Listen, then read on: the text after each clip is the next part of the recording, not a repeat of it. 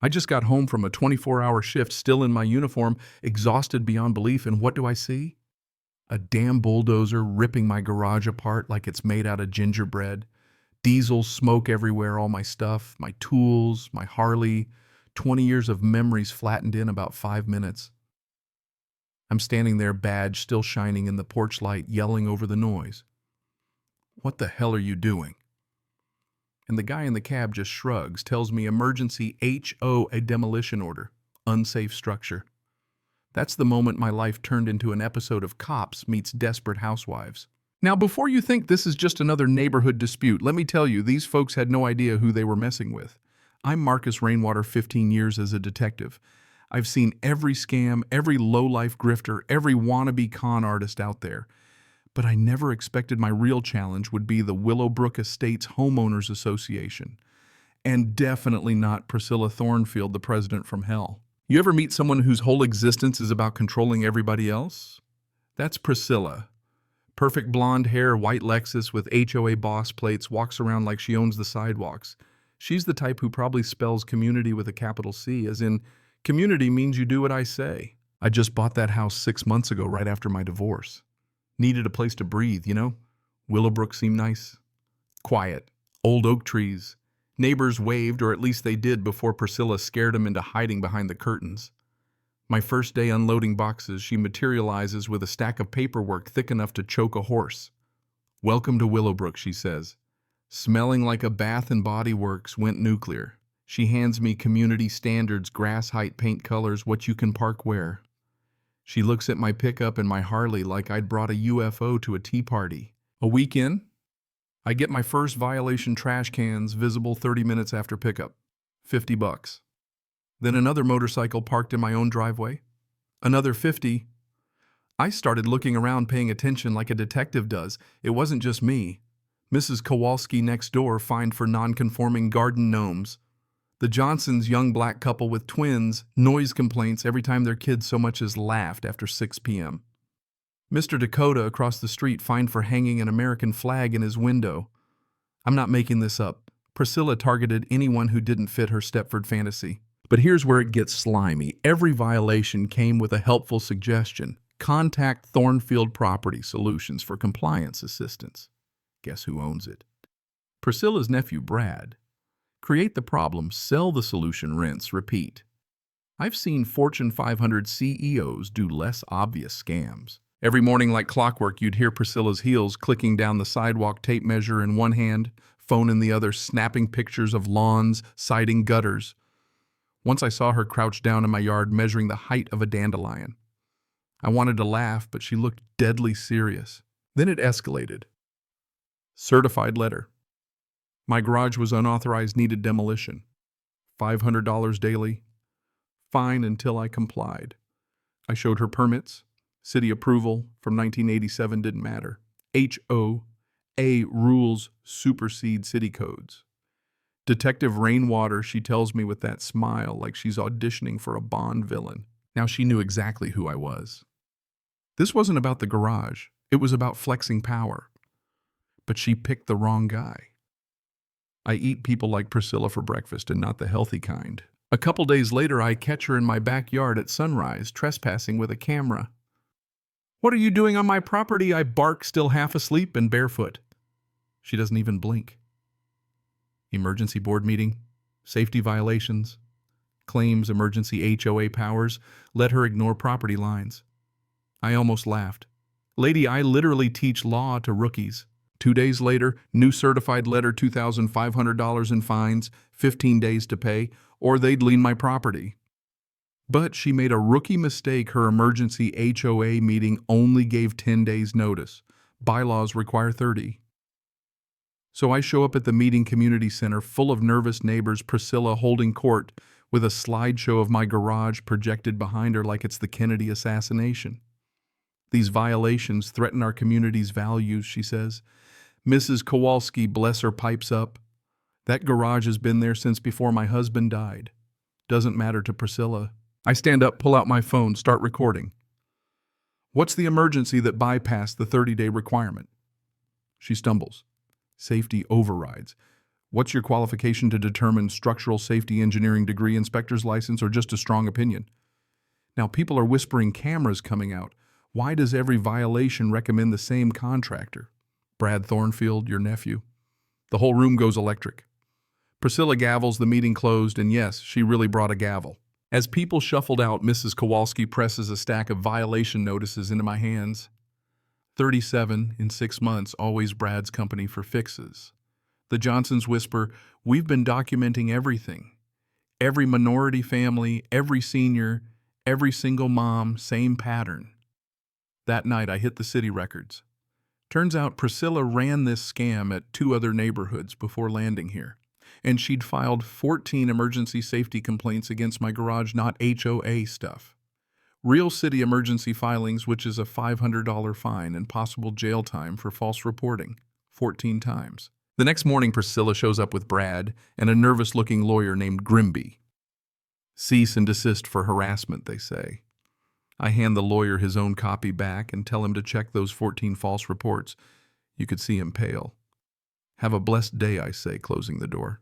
By lunch, new violations are piling up: noise, unauthorized lawn decorations, intimidating behavior. Priscilla just escalated this from civil to criminal territory. Then her lawyer shows up, hand delivers a cease and desist, so thick it could stop a bullet, claims I'm using my badge for intimidation. It's so over the top you'd think I was running my own SWAT team. Then the real hammer drops. Captain Rodriguez calls.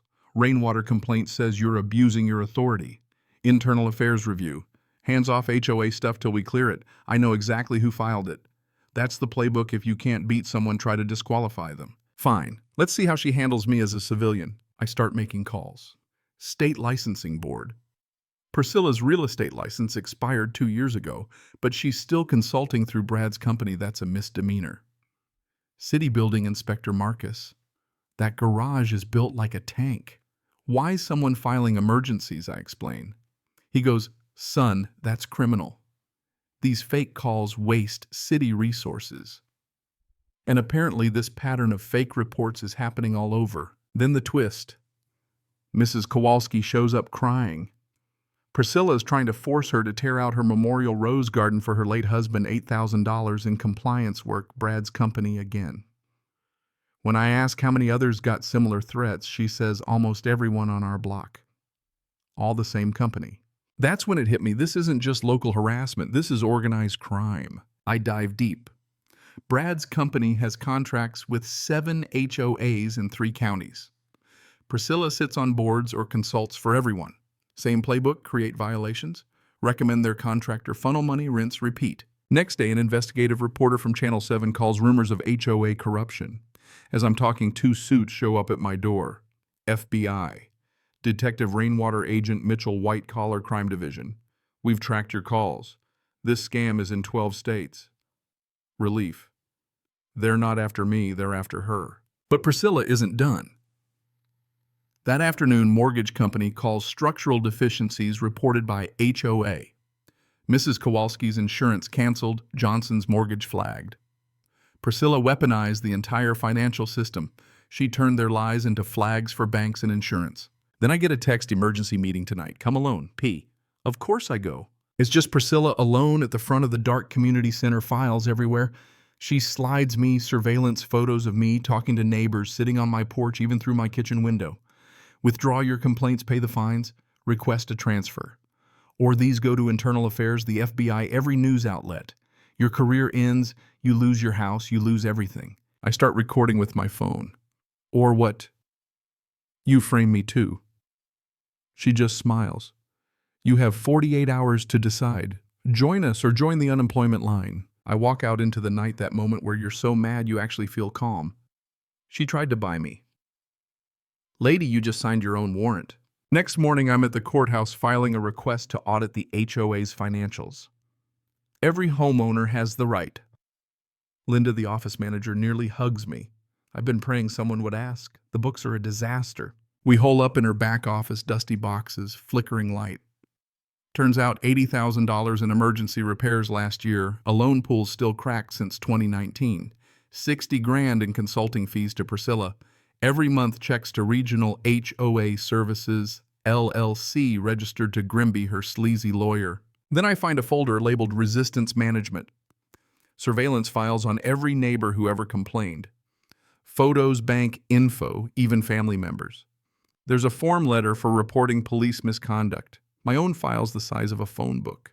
Linda's been quietly copying everything. I bring it home, call Mrs. Kowalski. She brings her own evidence. Johnsons arrive with recordings of threatening calls, discriminatory notices, time-stamped photos of Priscilla measuring their kid's playset. Mr. Dakota. Turns out he's an online sleuth. I found the same patterns in HOA forums in 12 states. Same companies, same scams. Time to rally the neighborhood. We file for emergency court receivership, freeze the HOA's assets, trigger a forensic audit. We also file federal civil rights violations for targeting minorities and seniors. I call Agent Mitchell. We have enough for the feds. She says warrants in 48 hours. But be careful. These people fight dirty. We plan. Mrs. Kowalski handles comms.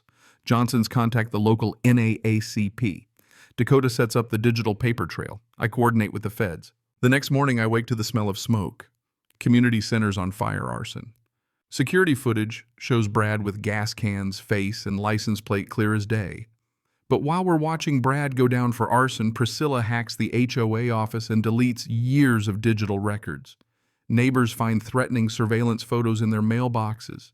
Accidents happen to people who can't mind their own business. Classic intimidation. Then internal affairs calls. New evidence against me, forged bank statements, doctored video, fake affidavits. I'm suspended, badge and gun on the desk. I feel naked, but also more dangerous than ever. That night, Agent Mitchell calls the accelerant from the fire matches 4 other HOA arsons in 3 states. Brad's a pro-burning evidence for this criminal network. And the forensic audit, it's tied to $3 million in stolen funds, 17 HOAs, 7 states. We're in RICO territory now. Priscilla's last move, social media blitzkrieg. Professional crisis firms spamming every local group. Rogue cop terrorizes neighbors. They dig up divorce documents, crop videos, spread rumors. Johnsons get anonymous tips to their employers. Dakota's flagged as a radical. Linda calls Priscilla's offering to erase debts if people sign her petition blaming me. Then the moving truck shows up. Sheriff's deputy court order for emergency property seizure, courtesy of Judge Whitmore Grimby's law school buddy. But here's the twist: in federal racketeering cases, all local civil actions are frozen.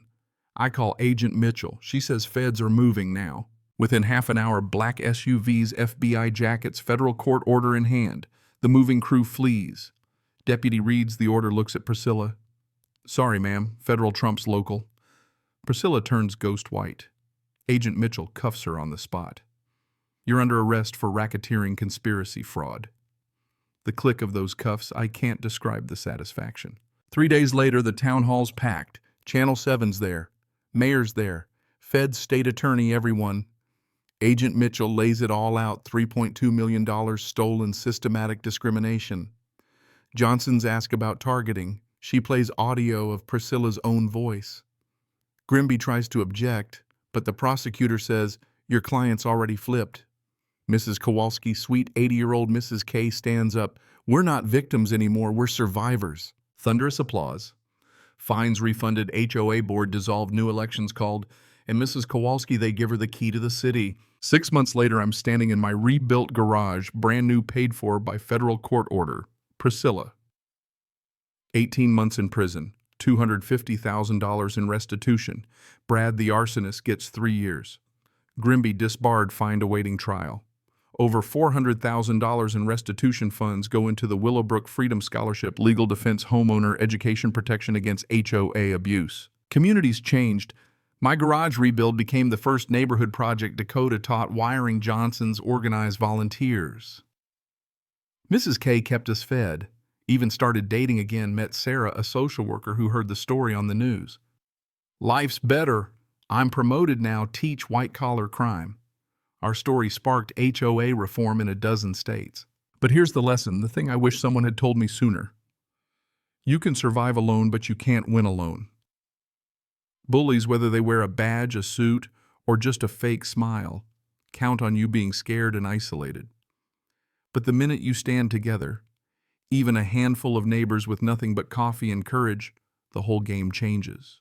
These days, when the air's full of barbecue smoke and the sound of kids playing, I sometimes wonder, where's the line?